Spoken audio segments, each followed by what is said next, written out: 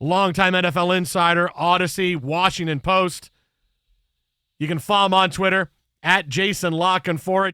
We saw a couple of big statements made this weekend. If I said to you, fill in the blank, the best team in the NFL is either the Ravens or the Eagles, who are you giving me? Well, yeah, I mean, I really think that is it's one or the other, right? I kind of feel like they're in their own tier. They have played their way into their own tier. Who would I say? I mean, I might lean Eagles. It's not a strong lead. It's a coin flip.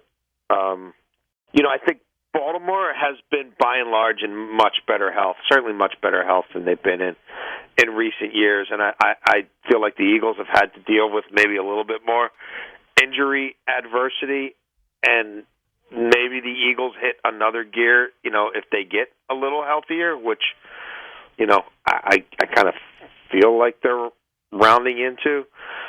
But both are balanced football teams. I think the Ravens secondary is obviously superior to Philadelphia's this year.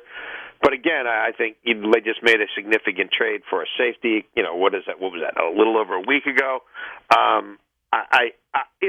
I believe that unit will get better, is getting better.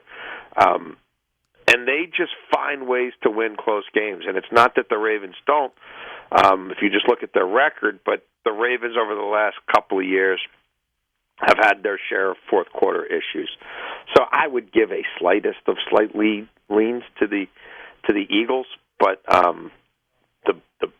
look, there's a reason we're talking about these two teams at the onset, and that doesn't mean that Kansas City should be written off, and that doesn't mean that San Francisco can't get healthier in the second half and get some stuff going. But yeah, I think the Mid-Atlantic region is being served very well right now in the NFL. Got to talk about the excitement of the AFC North, and for the Ravens, don't look in the rearview mirror. Objects are closer than they may appear. Suddenly, Cincinnati, the only guy ever to get healthier while playing. Well, look, that's a hell of a football team. It has been for years now, and that's another team that knows how to win.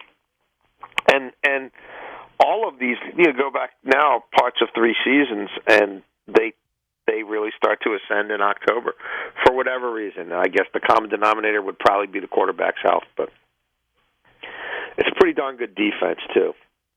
And the coordinator knows what he's doing. He knows how to keep things in front of them. And they've had to adjust to life without their 2 veteran safeties, and I think you've seen them coalesce on the back end as the season's gone on.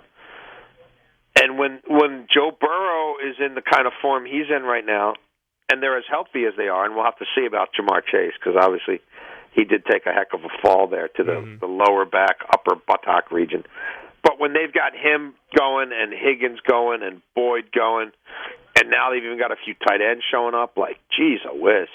And they don't run it that well, but they run it just well enough that if you want to sit back there and play a 2 or 3-man shell, then, Burrow will check out of some stuff, and he'll give Mixon a shot or two, and he'll do just enough most of the time. So, yeah, it's a formidable group. And I would, right now, they look better than Kansas City as well. I think Cincinnati looks better than anybody in the AFC East. So, don't sleep on Jacksonville either. I mean, what they've done with the gauntlet that they've faced from a travel standpoint, and now them getting to catch their breath at the bye, and they've got a meeting looming with Baltimore, but the rest of their schedule doesn't look nearly as daunting as some other teams. So I think they'll have something to do with it as well. All right, let's get to all these crazy rumors now coming out of New England. Look, the Patriots lose again. The Commanders get the W, and we've heard rumblings that there could be a trade from Belichick to the Commanders. Now we're hearing the Bears could be interested if something like this happens. What are you hearing? What's the possibility we could actually see Bill Belichick get traded at some point? Well, I wrote a while back at the Washington Post that it's interesting you mentioned those 2 teams, because I wrote, it's probably been close to a month now, that thing was over in New England, and Bob Kraft had seen enough, and Bob Kraft certainly had the stones to fire this guy if that's what it came to. But most likely, you're going to see a parting of the ways, that he's going to want to explore other options, and they're going to want to go in a different direction. And I think it'll be fairly amicable. I don't think Bob Kraft wants to go through what sort of the end of the Tom Brady thing was. I think he'll want to rip this wound off, rip the Band-Aid off, and let this guy go on his way, and he'll go on his way, and that'll be that. And yeah, I've heard, that he's got a lot of interest in Washington, and that appeals to him. I don't know if that's, mutual.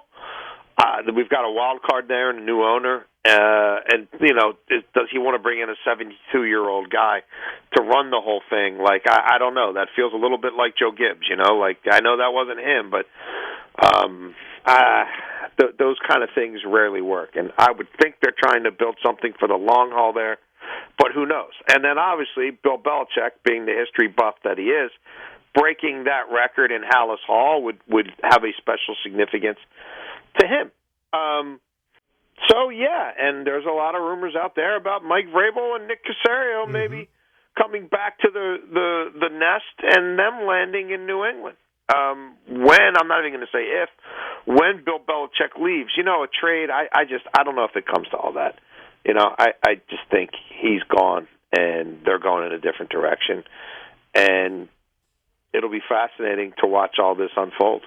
Now, in Las Vegas, we had a scene reminiscent of the Wizard of Oz.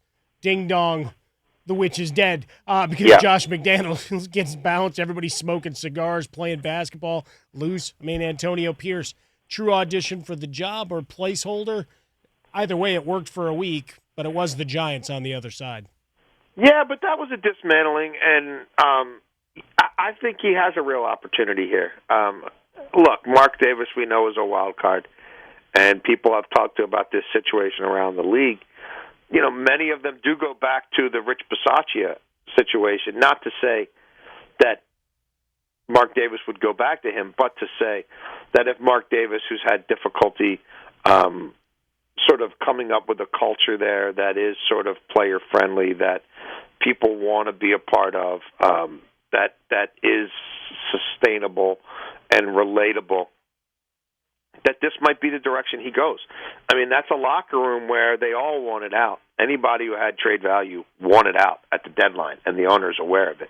Do some of those guys now buy back in? And certainly they seem to have short-term wise, right? Because of Antonio Pierce and because of this very different dynamic and a very different leadership style. And I don't think they're going to finish 7-5 like they did with Bisaccia, right? And remember, they beat the Cowboys on Thanksgiving in Dallas, and they damn near beat Cincinnati in a playoff game. I don't think this Raiders team is going to go that far, but I also don't think they have to go that far. Oh, and he's, younger and much, much cheaper, and Mark Davis is still paying Gruden and, McDaniels.